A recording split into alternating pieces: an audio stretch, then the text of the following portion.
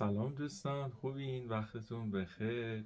این چند وقته اینقدر خرابی پادا زیاد شده و خیلی خراب میشن دستگاه ها و تقریبا میگم 60-70% هم به خاطر ورود سالت یا جوسه به دستگاه ها. حالا گفتم اگر بشه چند تا فیلم های آموزشی اگر بتونم براتون بذارم که ببینیم چه حالا اگر دوست داشتین استقبال کردین که بازم براتون فیلم میذارم به آموزشی براتون توضیح میدم. ببینید این دستگاه ها چجوری بهتون میگم فرقی نمیکنه مدل، حالا مثلا پادتون چی باشه مدل فرقی نمیکنه، حالا یا مثلا کاتریجی باشه، کویلی باشه، نمیدونم هر چی میخواد باشه. چند تا نکته خیلی ساده داره.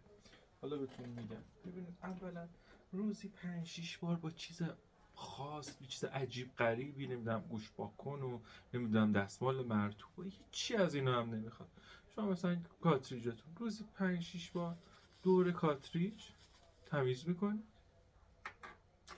خود پادتون رو داخلشو یه دستمال کاغذی همینجوری میکشین.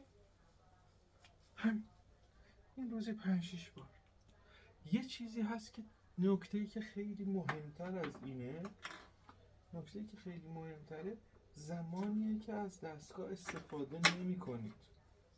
مثلا که مثل شب تا صبح، زمانی که از پادتون استفاده نمی کنید، نه که هر پوکی که مثلا میزنین کاتریج رو جدا کنید. مثل شب تا صبح، مثل زمانی که میخواین بذارین تو ماشینتون، زمانی که تو جیبتون یا کیفتون میخواین بذارین نمیخواین استفاده کنین، این کاتریج رو از دستگاه جدا بکنید، جدای دستگاهتون بذارید.